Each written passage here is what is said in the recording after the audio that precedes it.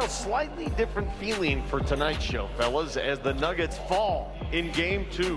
119-114 is your final from Ball Arena. And just like that, this series is knotted, squared at 1 apiece. Welcome to the Colorado Social at Ball Arena for Nuggets postgame live here on Altitude Television. 1 hour postgame show. We'll hear from the coaches, the players. We'll break down the highlights. Vic Lombardi, Chris Marlowe, Chris Dempsey. Fellas, a 19-point lead for the Nuggets. 19 points they led in the second quarter. Only twice in the history of Nuggets basketball have they blown a 19 or more lead in the playoffs, both to the Minnesota Timberwolves. Yeah, it seems the Nuggets had this game in hand somehow, and when I'm thinking about the overall, I'm just thinking about decision-making, Vic. I think there was some poor decision-making tonight by the Denver Nuggets. I think Minnesota played well. They took advantage of that, and that's the result you get. Yeah, so I think the flow of this game, it was interesting. Look, a double-digit lead in the first half in basketball is something that goes away almost all the time. Minnesota defensively, starting in about the second quarter, was just a completely different animal than what they had been for the majority of this series leading up to this point, which is only one game. They closed down space. They hounded, like Jamal was under siege, for basically the entirety of the second half. When you are able to play defense to that level, and then start to really create and then they also played faster in transition, I thought, as well. Something that worked for them in the game that they did win here early in March. They ran a lot in that game. They got back to that in the second half as well. And the Nuggets just weren't able to handle that and hold on. Yeah. I thought the Nuggets in the fourth quarter got a little bit cold from the outside. Joker and Jamal as a tandem in the fourth quarter. I saw the stat kind of late. They were 1 for 10 combined at that point in time. Mm-hmm. So, they were not having the same type of impact. Minnesota finished it out in the way that they wanted to from the first. I don't know if you guys saw the same thing. The Nuggets looked a bit fatigued at the end of that game. Well, I think that was because Minnesota put the screws to them, just to be honest with you. They leaned on them. Yeah, all right, let's take a look at the final moments of the game. Again, it was back and forth, and the Nuggets gave themselves a chance, right? They were down by 4. This 3 by Aaron Gordon late cuts it to 1. They come back, get another 3 from Dante DiVincenzo. Still a chance. Here we go. Joker says, I'll do this. Then Joker to Christian Brown. Now, at that point, you needed more. They get 1 out of 2, so they're down by 1. And then the final play, which resulted in a breakaway dunk.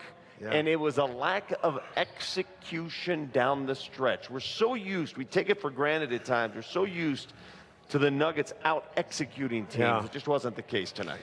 Well, you've got Jokic in the lane with about a 5-footer. He decides to throw it to Christian Brown, who's open, kinda, and it's deflected by Ant. And Christian goes to the line, makes 1 out of 2. Then the final play where Murray, the Nuggets are down by 3, and Murray comes off the screen, but he's not beyond the three-point line.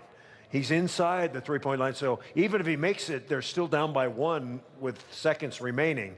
I just thought, you've got to take a 3, and I think Jokic has to take that shot. Yeah. Here's the play we're talking about right now. They're down by 3. Yeah, so look, he comes off the ball screen, and then look, I think there's 2 schools of thought here, just because there's what was it, about 14-ish seconds left in this at this point. The 2 schools of thought are this: 1, you can get a quick 2-point shot.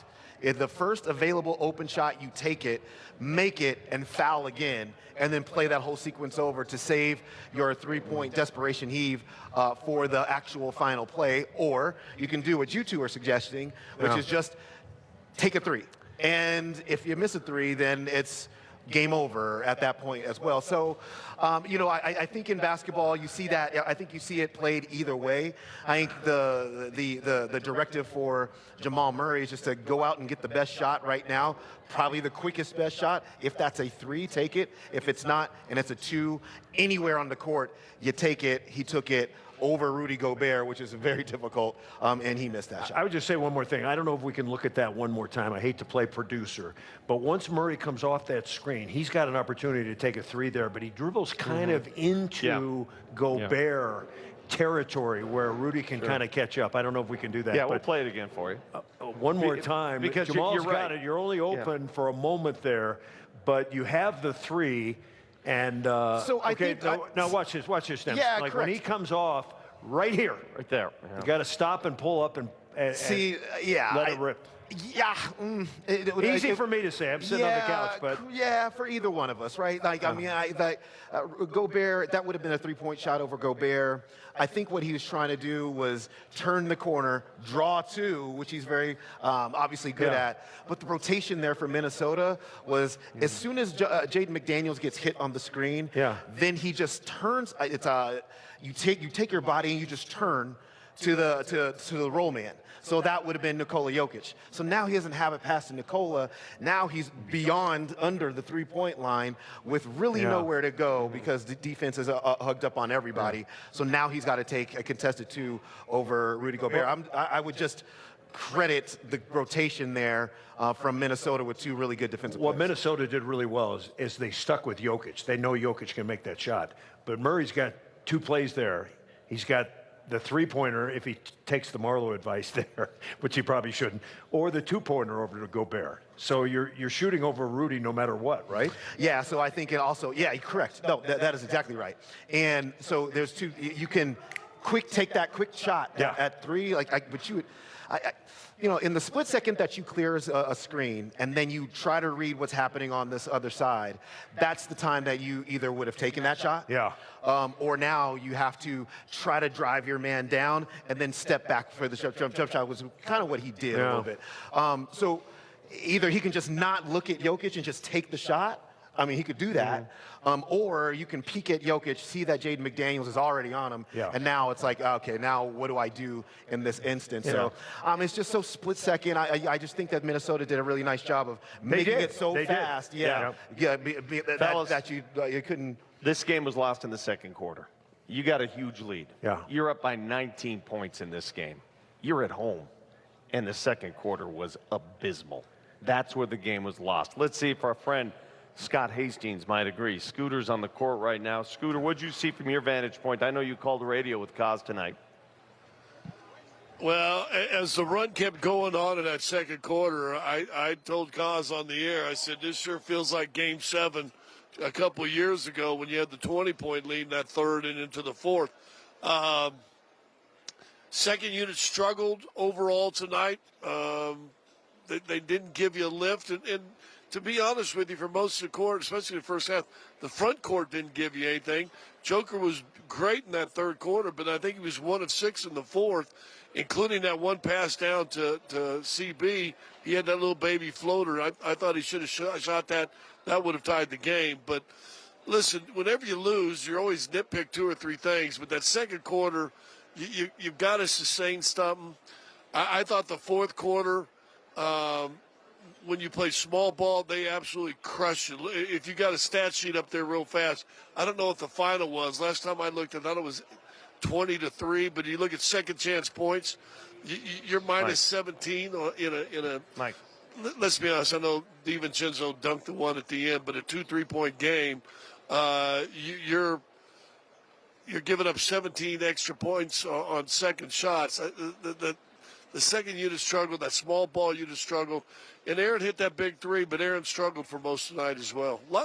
Listen, I'm going to just say this, see if you guys agree. And I talked to somebody with the NBA today who said, you guys didn't play very good in game 1. You're lucky you guys got that. And they won by 11. I would contend this, that they really not have played good in either the first or the second game. But here you are, 1-1. Last year you were 0-2.